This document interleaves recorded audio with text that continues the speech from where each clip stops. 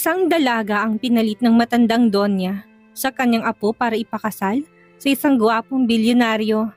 Anong buhay kaya ang naghihintay kay Luna sa piling ni Morphy? May pag-ibig kayang sumibol sa pagsasama nila? Pero paano kung sa huli, marami ang tutol sa kanila? Magawa pa kaya nilang ipaglaban ang pagmamahalan? O sa huli, ay magkakalayo din sila? Lord TV present The Billionaire's Innocent Wife. Si Luna ay isang bilanggo sa mansyon ng mga Aquino. Dahil sa malaking pagkakautang, tanggap niya ang kapalaran niya na habang buhay, magbabayad ng pagkakautang sa mga ito, kapalit ng kanyang paninilbihan. Isa lang ang hiling niya, yun ang bumalik ang nanay niya na bigla na lang siyang iniwan 10 taon nang nakakaraan. Nang bumalik si Nancy galing sa Amerika, ang apo ng mga Aquino ay kaagad na ipinagkasundo ito sa isang mayamang binata na si Morphy Del Rio. Ngunit nagmatigas si Nancy. Sa takot ng mga Aquino na baka i-pull out ng binatang investment nito sa kanilang kumpanya ay naisip nilang si Luna ang ipakasal kay Morphy, dala ang kanilang apelyido. Walang nagawa si Luna kung hindi ang pumayag na maikasal sa mayamang binata. Hinanda niyang sarili na masaktan at pagmalupitan ng mayamang binata, ngunit hindi yun ang nangyari. Araw-araw kitang mamahalin, Luna, katagang sinabi ni Morphy na labis na ikinagulat. Mapanindigan kaya ni Morphy ang pangako gayong maraming tutol at hadlang sa pag-iibigan nilang dalawa. O sa bandang huli ay magkakahiwalay din sila. Yan ang ating aabangan sa ating kwento. Luna's POV. Luna! Napangiwi ako ng pingutin ni Senyora Barbara ang tenga ko. Pinigil ko ang aking sarili na huwag umiyak dahil mas lalo lamang akong masasaktan kapag umiyak ako. Hanggang sa makarating kami sa kusina ay hawak pa rin niya ng madiin ang tenga ko. Sobrang pagpipigil ko na kahit mahinang daing ay huwag lumabas sa bibig ko. Hindi ba't sinabi ko sa'yo na huwag kang lalabas? Peste ka talagang bata ka. Wala kang kadala-dala. Saka lamang ako binitawan nito nang maisara nitong pinto ng kusina. Sorry po, hingi ko ng tawad habang hawak ang tenga ko na napakasakit. Iniyuko ko ang ulo nang magsimula itong itulak ang noo ko, gamit ang matulis nitong mga kuko. Halos bumaon sa noo ko ito at talaga namang nagdudulot ng sakit, subalit tiniis ko ito. Puro ka sorry, hindi ka naman nakikinig. Ang tigas-tigas na ulo mong peste ka. Ang alam ko ay insektong peste, kaya naman hindi ko alam kung bakit paborito itong itawag sa akin ni Senyora. Hindi naman ako isang insekto. Senyora Barbara, agad na lumapit sa akin si nanay saka ako hinilat ni yakap. Tama na ho, at isa ka pa. Puno ng pagkailitang dinurot ni Senyora Barbara si nanay. Turuan mo ng magandang asal ang iyong anak. Simpleng utos lang, hindi pa marunong sumunod. Peste talaga kayong mag-ina. Dagdag nito bago kami tinalikuran. Saka ko lamang pinakawala ng luha na kanina ko pa pinipigilan. Humikpi ako habang nakayakap kay nanay. Bumuntong hininga si nanay at tinawakan ako sa balikat. Sumilip ka na naman sa kaarawan ni Nancy. Tumango ako. Sorry po, Nay. Gusto ko lang naman po sanang makitang mga kaibigan niya at ang mga dala nilang regalo para kay Nancy. Pagsasabi ko ng totoo. Ngayon din ang ika-10 kaarawan ko, pero hindi kagaya ng kaarawan ni Nancy ang kaarawan ko. Sa tuwing kaarawan ko ay wala kaming masarap na pagkain na handa. Wala akong kaibigang bisita at walang regalong natatanggap. Kaya sa tuwing kaarawan ko, hindi ko napipigilan ang sariling sumilip sa malaking bulwagan ng mansyon kung nasaan ang ingrandeng selebrasyon ng kaarawan ni Nancy. Gusto ko lang namang sumaya sa araw ng kaarawan ko at ang makitang masayang kaarawan ni Nancy ang magbibigay sa akin noon. Niyakap ako ni nanay. Naramdaman kong pag-alog ng kanyang balikat, tanda na siya ay umiiyak. Pasensya ka na anak, wala man lang akong maibigay sa'yo. Wala man lang akong magawa para ialis ang pamilya natin sa mansyon na ito. Nay, totoo po ba na hindi kayo nakakatanggap ng sahod kada buwan? Tanong ko sa kanya. Narinig kong usap-usapan ng iba pang kasambahay sa mansyon. Si nanay lang daw ang hindi nakakatanggap ng bayad sa paninilbihan dito. Kaya siguro palagi kaming walang pera para ipambili ng masarap na pagkain sa tuwing kaarawan ko. O maski magandang laruan man lang. Mahina na naman ako napahikbi nang maalalang mabangis na mukha ni Senyora Barbara. Saka Nay, bakit po siya ganun sa atin? Bakit po palagi siyang galit? May nagawa po ba tayong masama sa kanila? Dagdag na tanong ko pa. Mas lalong umalog ang balikat ni Nanay dahil sa pag-iyak. Pigil niya ang ingay mula sa kanyang labi. Bata man ako ay ramdam ko na kay bigat ng kanyang dinadalang sama ng loob. Malaki ang pagkakautang ko sa pamilya nila anak, kaya galit sila sa akin. Nay, hayaan niyo po paglaki ko. Tutulungan kitang bayaran sila sa pagkakautang. Mag-aaral po ako mabuti para po paglaki ko ay yayaman po ako. At kapag nakabayad na po tayo, ay aalis na tayo dito. Sa edad kong 10, hindi pa ako makakatungtong ng paaralan. Hindi dahil ayaw ng nanay ko, kundi ayaw ni Senyora Barbara. Wala daw akong karapatang mag-aral. Yun ang sabi ni Senyora sa akin. Hindi ko maintindihan ang ibig niyang sabihin, pero umaasa pa rin ako na isang araw ay bubuti ang pakikitungo nila sa amin ni Nanay. Humiwalay si Nanay sa akin at hinaplos ang aking pisngi. Pinunasan ko naman ang pisngi ni Nanay na puno ng luha gamit ang laylayan ng aking lumang bestida. Anak, hindi tayo maaring umalis dito. Hindi ba sinabi ko na yan sa'yo? Kahit makabayad po tayo, Nay? Tanong ko. Tumango si Nanay sa akin. Pero bakit po, Nay? Gusto ko pong maglaro sa labas. Shh! Anak, huwag ka nang maingay at baka marinig ka pa nila. Saway sa akin ni Nanay kaya kaagad akong tumahimik. Sa edad kong 10 ay hindi pa ako nakakalabas ng mansyon. Dati sinubukan kong lumabas para maglaro subalit hindi pa man ako nakakalabas ay nahuli na ako ng isang bantay nila Senyora Barbara at ibinalik ako sa loob. Iyak ako ng iyak noon dahil sinaktan ako ni Senyora at nilagnat pa ako kinagabihan dahil sa sobrang takot ko sa kanya. Malupit sila sa akin. Sa amin ng nanay ko, kaya bawat kilos namin ni Nanay ay may kaakibat na pag-iingat. Sa murang edad ay tinatak ko na sa aking isipan na bawal ako magkamali. Hindi ko lang talaga mapigilan ang sarili ko na sumilip sa kaarawan ni Nancy. Dumukot si Nanay sa kanyang bulsa at naglabas ng 2 magkaparehong kwintas. Para sa iyo, Luna. Pasensya ka na dahil mumurahing kwintas lamang ang kaya kong ibili para sa iyo. Hingi ng pasensya ni Nanay sa akin matapos isuot ito sa leeg ko. Agad na iniling kong ulo ko habang may ningning ang matang nakatingin sa makinang na kwintas na nasa aking leeg. Nay, napakaganda po nito. Tuwang-tuwang saad ko. Happy birthday, Luna. Mahal na mahal kita, anak. May kaligayahang bati sa akin ni Nanay at saka ako niyakap ng mahigpit. Nay, mahal na mahal din po kita. Salamat po sa napakagandang regalo mo para sa akin. Ani ko sabay yakap sa kanya na hindi nabuburang ngiti sa labi. Masaya akong natulog habang katabi si Nanay at hawak ang kwintas na regalo niya sa akin. Pangako ko na iingatan ko ito at ituturing na aking kayamanan. Sobrang saya ko dahil 2 binili ni Nanay at saka ko natig-isa kaming 2 para pareho kami. Kinabukasan ay maaga akong nagising katulad ng nakasanayan. Pagdilat ko'y wala na si Nanay sa aking tabi. Wala din ito sa kusina o sa garden. Aling Babot, nakita niyo po ba si Nanay? Tanong ko habang nagtatanggal pa ng dumi sa aking mata. Si Aling Babot ay katulad namin nakasambahay dito sa mansyon. Mabait ito at may katandaan na. Malapit din ito sa aming mag-ina. Lola na ang turing ko sa kanya at apo naman ang turing nito sa akin. Tumigil ito sa paghihiwa ng gulay at bumaling sa akin. Bakit? Wala ba siya sa kwarto niyo? Mula nang magising ako hindi ko na siya nakitang lumabas. Ikaw Rose, nakita mo ba si Magda? Tanong ni Aling Babot kay Ate Rose na makita to. Hindi Aling Babot, bakit? Wala ba siya sa kwarto niyo, Luna? Bumaling sa akin si Ate Rose. Si Ate Rose ay halos kasing edad ni Nanay, katulad ni Aling Babot ay kasundo ito namin ni Nanay. Mabait din si Ate Rose katulad ni Aling Babot. Nang magising po ako, wala na po siya sa kwarto.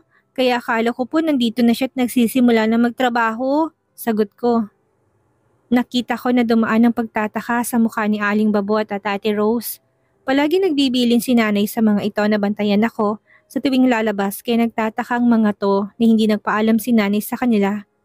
Hoy, kayo! Lumapit si Senyora Barbara sa aming 3. Ang matalim nitong mata ay agad na napako sa akin nang makita ko. Ano pang tinutunga-tunga nyo? Magsitrabaho na kayo?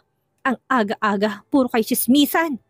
Nalalapit sa akin si Senyora ay inunahan ito ni Aling Babot na lapitan ako. Doon ka na muna sa garden at magdilig, Luna. Doon mo hintayin ng nanay mo. Ani pa ni Aling Babot habang hilang maliit kong braso. Paglingon ko'y nakita ko masamang tingin sa akin ni Senyora Barbara, kaya napalunok ako sa takot. Ang tingin nito sa akin ay kakaiba, wari ko'y nais na naman ako nitong saktan. Luna, kung maaari iwasan mo sila, hindi ba yun din ang sinabi ng nanay mo? Pagkarating sa garden ay lumuhod sa harap ko si Aling Babot. Hindi naman gusto na nasasaktan ka kaya sumunod ka na lang. Naintindihan mo ba? Hinawakan itong maliit kong braso at marahang hinaplos. Ang puti at napakakinis ng iyong balat, kaya ingatan mo sarili mo na huwag magkapilat. O siya, magdilig ka na dito habang hinihintay ang nanay mo. Tatawagin na lang kita kapag dumating siya. Ginulo pa nito ng bahagya ang aking buhok bago umalis. Halos 20 minuto na ako nagdidilig na makarinig ng galit na boses. Pagtingin ko sa backdoor ay palapit sa akin si Senyora Barbara. Otomatik umatras ang aking paa sa sobrang takot na makitang mabagsik na mukha nito.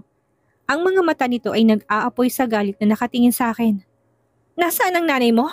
Nanigas ang katawan ko sa takot nang humawak ang dalawa nitong kamay sa aking balikat at inalog ang payat kong katawan. Nasaan ang nanay mo? Bingi ka ba? Tarantang lumapit si Aling Babot at Ate Rose kay Senyora para awatin to. Samantalang ang ibang kasambahay ay nanatiling nakatayo sa malayo at walang balak lumapit sa galit naming amo. Hindi ko po alam. Pak! Napasinghap ang lahat ng sampalin ako ni Senyora Barbara. Hindi lamang ang pisngi kong namanhid sa lakas ng kanyang sampal, maging ang aking buong katawan. Diyos ko! Halos maiyak si Aling Babot dahil sa awa sa akin. Senyora, nagsasabi ho si Luna ng totoo. Tumahimik ka, Babot! Nanlilisik ang mata na singhal ni Senyora dito. Mas lalong nanlisik ang mata ni Senyora Barbara nang makitang kwintas na suot ko. Kaya pala ninakawan ako ng nanay mo para bilhan ka nito. Huwag po. Umiiyak ako ng hablutin tong kwintas sa leeg ko. Regalo po yan sa akin ni nanay. Regalo? At saan naman siya kukuha ng pera pambili nito? Gumisito nang makitang natigilan ako. Nakita mo na? Kahit ikaw alam mong wala naman kayong pera pambili ng ganito. Tinaas nitong kwintas at pinakita sa lahat ng tauhan ng mansyon. Si Magda ay ninakawan ako para bilhan ng regalo inggitera niyang anak. Ngayon ay tumakas na siya dala pang iba ko pang mga alahas. Umiiyak na umiling ako. Hindi po yan magagawa ni nanay. Kilala ko po si nanay. Mahirap man kami at walang pera. Hindi nito magagawang binibintang niyo. Mabuting taong nanay ko at hindi ito magnanakaw. Gumisi nang may pang-iinsulto si Senyora Barbara sa akin. Hindi magagawa? Ano to? Igil na lumapit muli ito sa akin habang hawak ang kwintas sa kamay at tinapat sa aking mukha. Magnanakaw ang nanay mo at ito ang patunay. Ngayon tumakas na siya ng masyon dalang mga ninanakaw niya. At malakas ang kutob ko na hindi na siya babalik pa. Marahas na umiling ako habang patuloy sa pag-iyak. Hindi po yan totoo. Sa dami ng ninakaw niya sa akin ay tsaka kung hindi na siya babalik pa, Luna. Gusto na niyang mabuhay ng masaya at malaya sa labas ng mansyon na ito na hindi ka kasama dahil isa ka lamang pabigat sa kanya.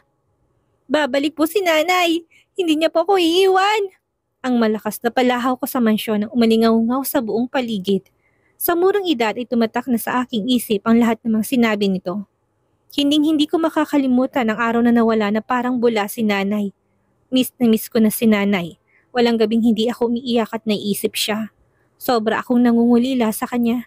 Ang tagal ko nang hindi siya nayayakap. 10 taon nang nakakaraan, subalit ay nandito pa rin ako sa mansyon at nakakulong. 10 taon na rin ako naghihintay. Lahat ng sinabi ni Senyora Barbara ay hindi ko pinapaniwalaan.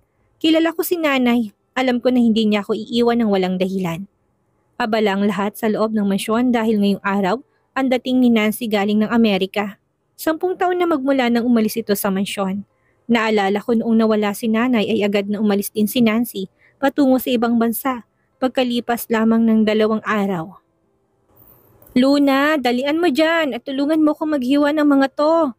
Naku naman kung kailan sandamakmak ang aking gagawin ay ngayon ka pa nabasag ang aking salamin.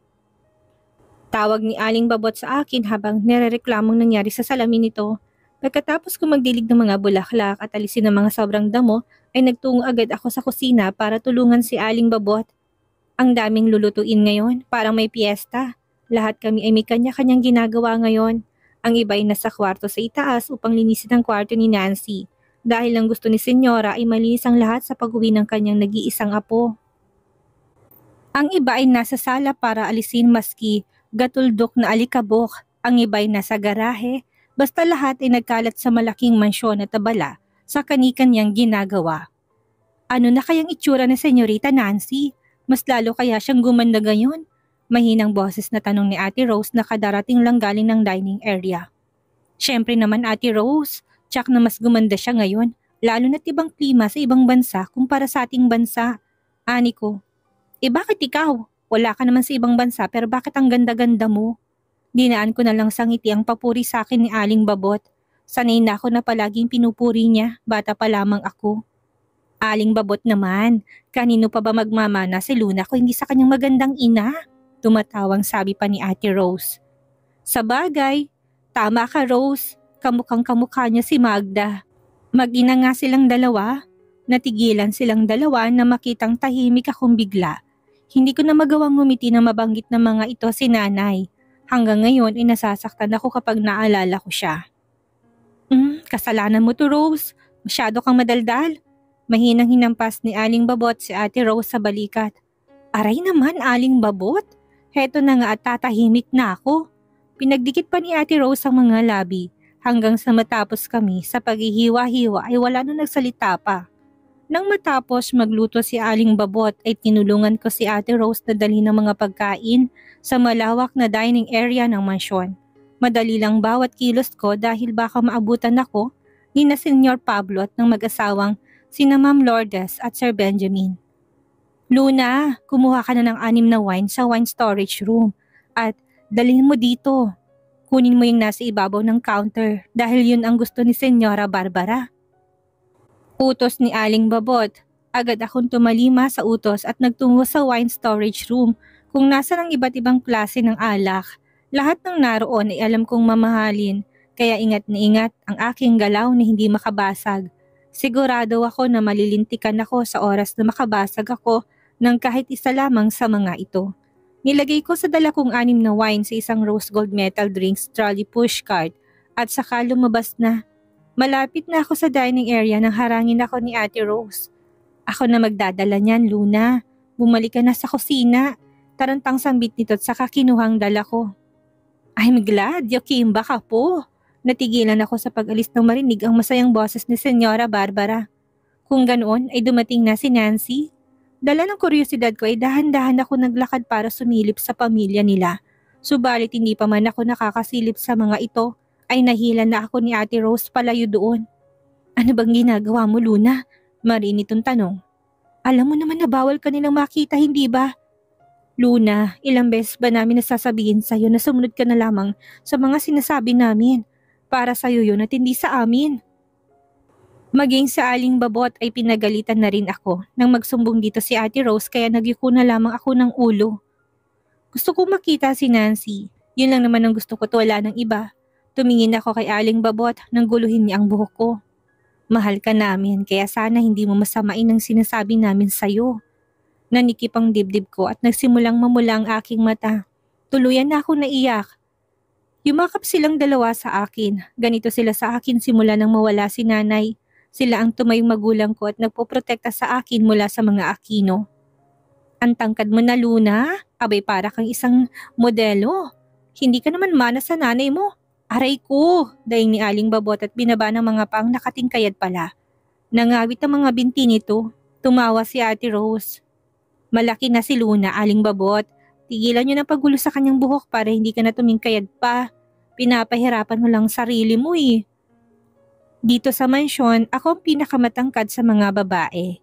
Hindi lamang sa mga kasambahay ko, hindi maging sa buong mansyon. Nasa 5'7", ang height ko at balingkinitan din ng katawan ko. 34, 23, 36 ang sukat ng aking katawan na ayon pa kina Ate Rose at Aling Babot ay pasok na pasok para maging isang modelo. Hindi matangkad si nanay kaya alam ko na sana mayapang tatay ko ako nagmana.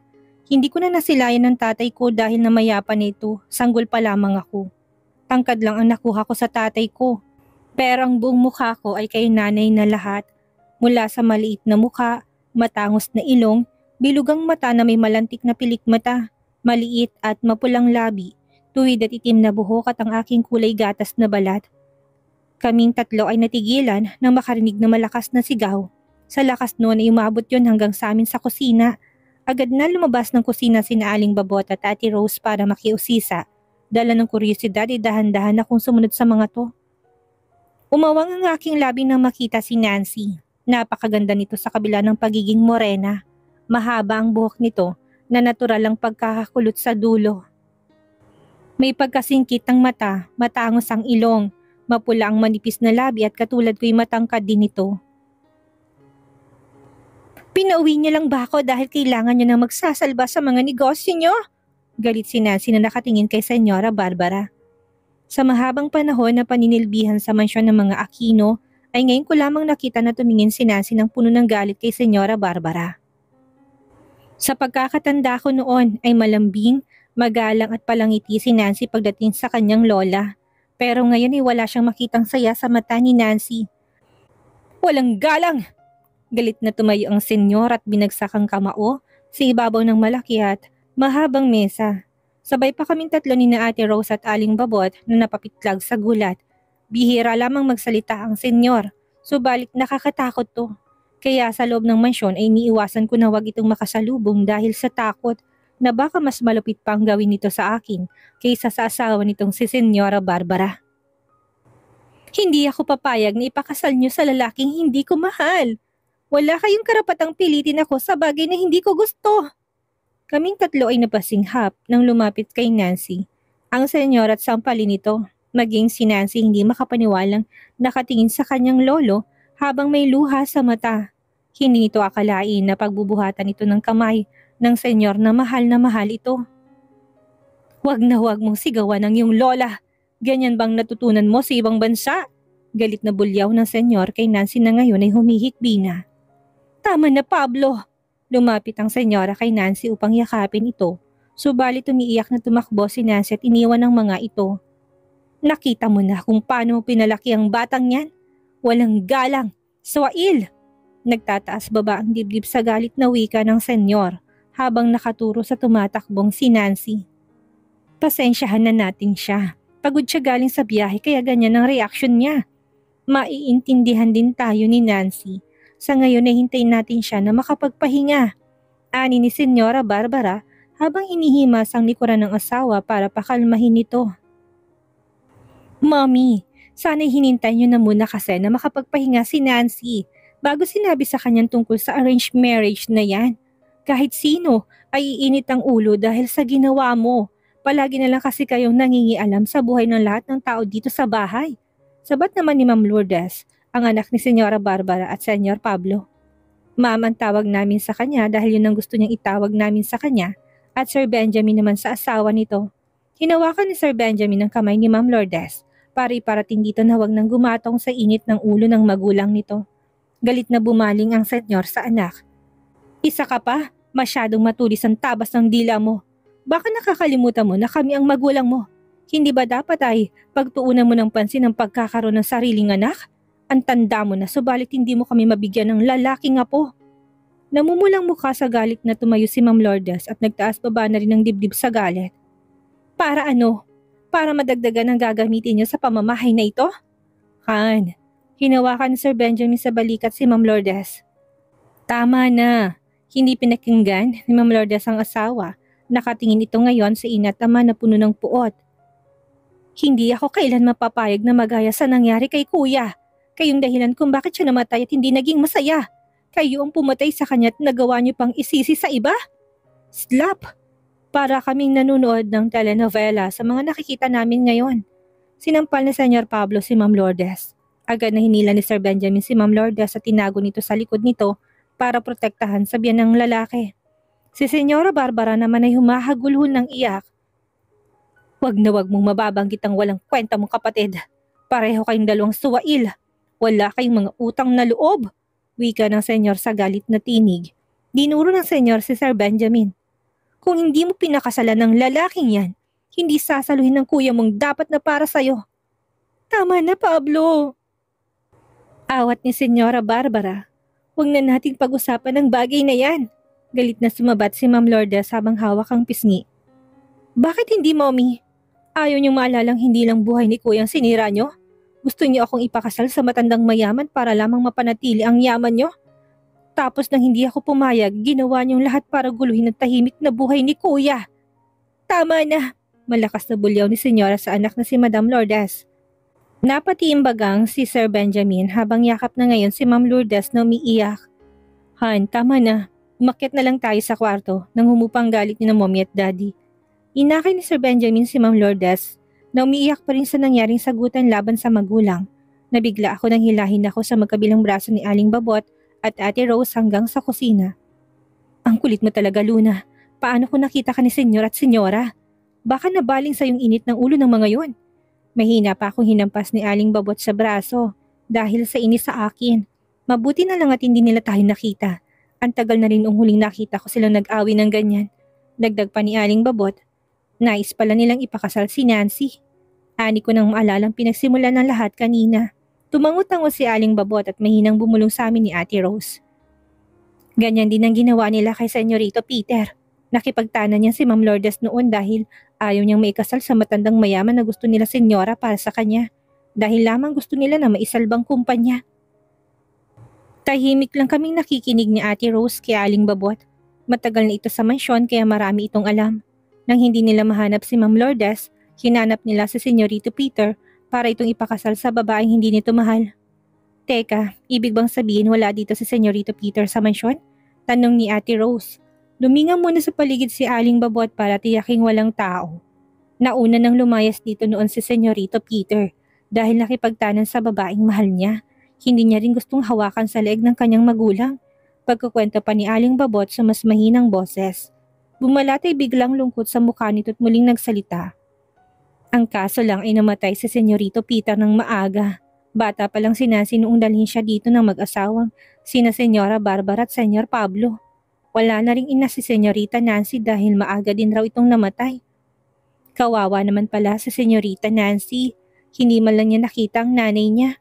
Sambit ko na makaramdam ng awa dito. Mabuti pa ako dahil nakita at nakasama ko si nanay. Ang kaso lamang ay biglaan tong nawala. Wala pa sa aming nakakita kung sino bang babaeng minahal ni Senyorito Peter, pero sigurado kami na mabuti siyang babae. Dahil yun ang gusto ni Senyorito sa isang babae, may busilak na puso. Kaya nga ni isa sa mga babaeng nais ni Senyora Barbara para sa kanya itinanggihan niya lahat. Patuloy na kwento pa ni Aling Babot sa amin. Hindi lang gwapo si Senyorito Peter, mabuti siyang tao. Naalala ko ang bait ng batang yon at kamukhang kamukha niyang anak niyang si Senyorita Nancy. Nakangiti na si Aling Babot habang nagkakwento sa amin. Pero alam niyo ba ang chismis? Nagkatinginan kami ni Ate Rose at saka lalo pang pinag-igihan ng pakikinig. Hindi daw matanggap ng mag-asawa na minahal ng kanilang anak ay mahirap lang kagaya natin. Kaya nga ginawa nilang lahat para mapaghiwalay si Senyorito at ang babae. Nakakalungkot isipin na sa mga taong mayayaman na katulad ng mga Aquino ay isa lamang dumi ang katulad namin na mahihirap. Anong buhay kayang naghihintay kay Luna sa mansyon ng mga Aquino?